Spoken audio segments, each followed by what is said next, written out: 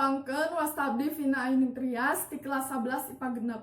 Abdi bade ngadugikeun biantara anu jujurna ngalestarikeun budaya Sunda. Assalamualaikum warahmatullahi wabarakatuh. Sampurasun.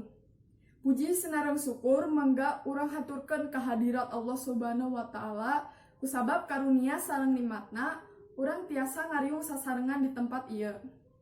Sholawat sinareng salam mangga urang haturkeun ka junjunan urang sadaya Nabi Muhammad sallallahu alaihi wasallam, ka para keluargina, ka para sahabatna, sareng urang salaku umatna. Dina acara ieu simkuring bade ngadugikeun biantara anu jejerna ngalestarikeun budaya Sunda.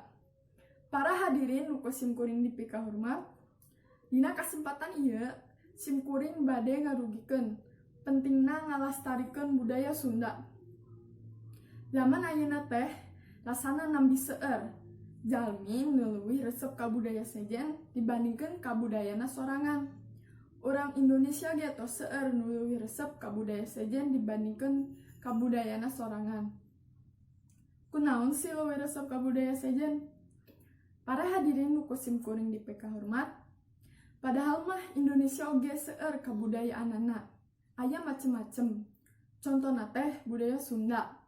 Jadi urang Sunda mah kudu bangga kusabab salian seueur budayana, seueur oge budaya nu terkenalna. Contona teh tembangna, tuangeunana, tari-tarianana, alat musikna jeung sajabana.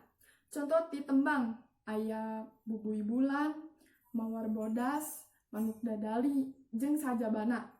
Contoh ti tuangeun sapertos karedok, batagor, nasi liwet, nu rasana teh teu eleh ti tuangeun nagara sejen. Salajengna nyaeta tari-tarian, aya tari jaipong, tari rampak gendang, tari topeng jeung sajabana. Nu terakhir nyaeta alat musik, aya angklung, suling, calung jeung rea-rea deui. Urang teh kudu ngalestarikeun kabudayaan Sunda kusabab aya kabudayaan Sunda nu hampir punah nyaeta goong renteng, pantun puhun, sareng pantun beton. Salian eta aya oge kabudayaan Sunda nu pernah diakukeun ku nagara sejen nyaeta angklung nu pernah diakukeun ku nagara Malaysia.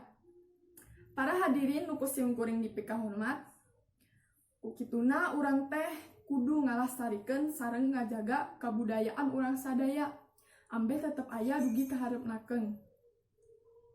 Kusabab eta, hayu mulai ayeuna urang ngalestarikeun budaya Sunda. Rupina cekap sakitu wae nu simkuring haturkeun, dedah hapunten bilih seueur kalepatan. Wassalamualaikum warahmatullahi wabarakatuh.